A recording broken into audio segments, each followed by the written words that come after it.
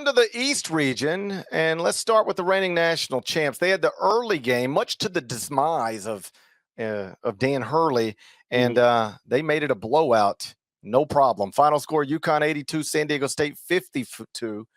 UConn has now won 9 straight games in the NCAA tournament by at least 13 points.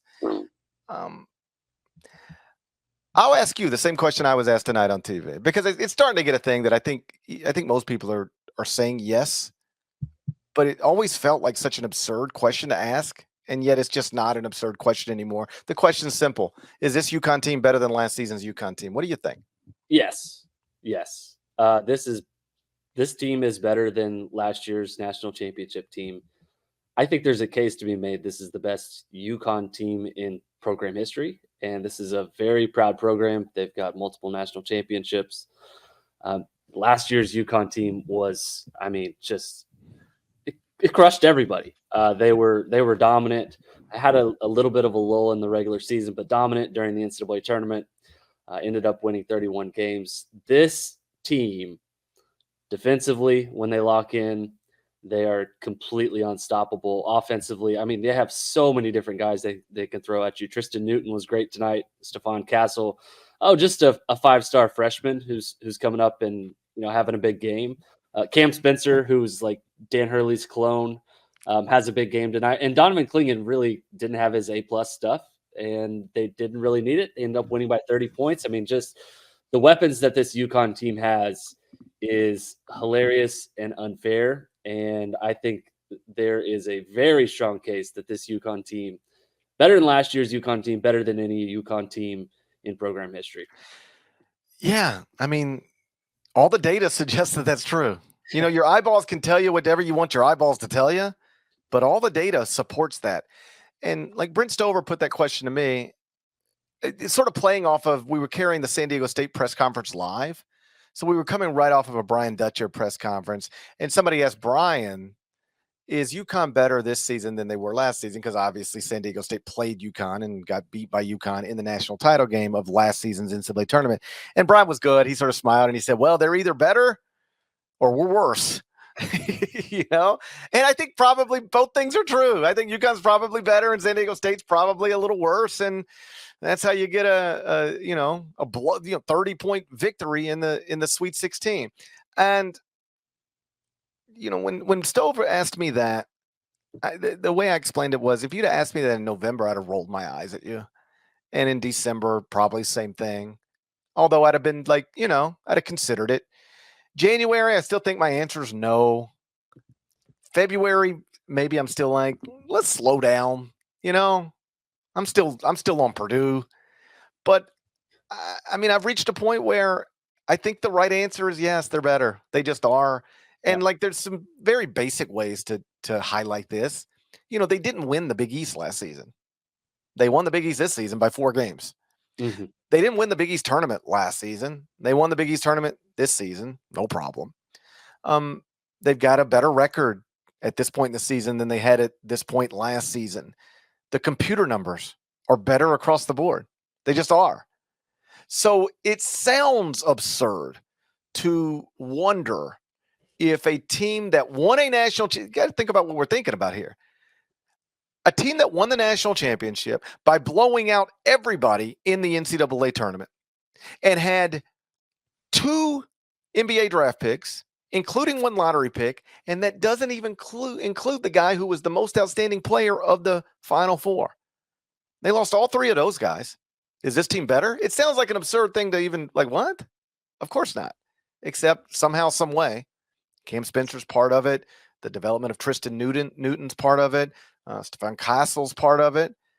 Somehow, some way, it appears that Dan Hurley, after winning a national championship in absurd fashion, has built and developed a team that's even better than that team. It doesn't guarantee anything, but I am well aware of why UConn is becoming a pretty sizable favorite to win this thing.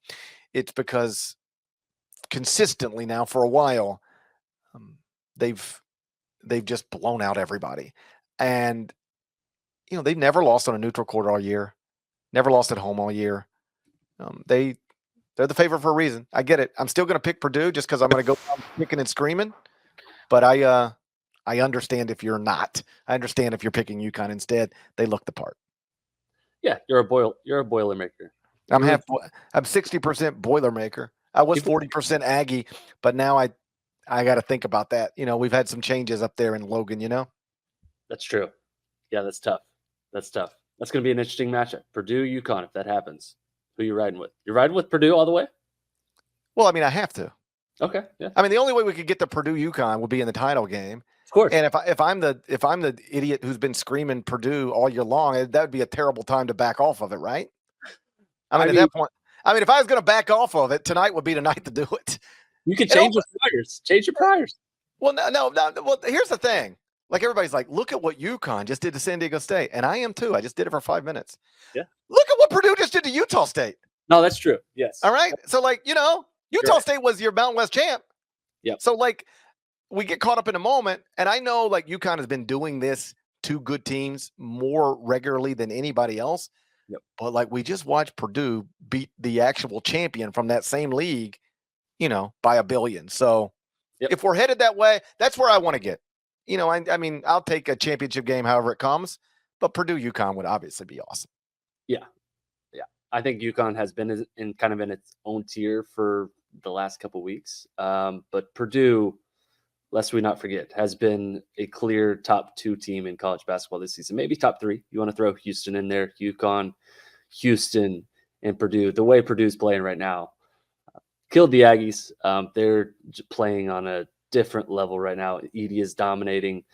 Their guards are playing with a lot of confidence. Yeah, it feels like we're on a collision course for UConn Purdue. We'll see if it happens. Yeah, my history with saying stuff like that is that guarantees something bad's going to happen tomorrow. Anytime I say, like, what? There's a clip, I think Nada retweeted it at some point, where Norlander was, I think, giving me stuff for being so heavy on, like, 1 seeds and 2 seeds. And, like, he's always, how could you pick 3 number 1 seeds and a 2 seed or whatever to get to the Final Four? It never goes that way. And I'm like, I don't know. I just like picking the better teams. I don't know. I just watch for 4 months and I go, I'm pretty sure this team's better than this team. And then I'll pick it. And then, and then it doesn't. And then Jack Golke happens. What do you want me to do? All right. So he's giving me like the business. And then at some point, I don't even really remember the context, but at some point I said, what do you want me to do? You want me to pick Clemson? I just sort of said it like that. and now here we are. That's the nature of this tournament. Where Norlander is right is that something like this always happens.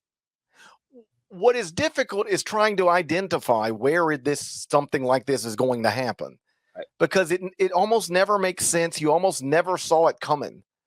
I mean, Clemson was 2 games above 500 in the ACC, and I know the ACC was tougher than everybody thinks. I know. I got it.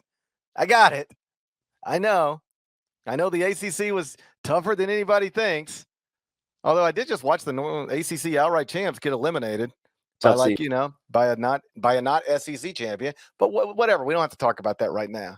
I'm just saying, Clemson was just a whatever team in the ACC. And now they're, in the Elite Eight, and, all of this stuff is you can safely assume going into any tournament that something like this is going to happen.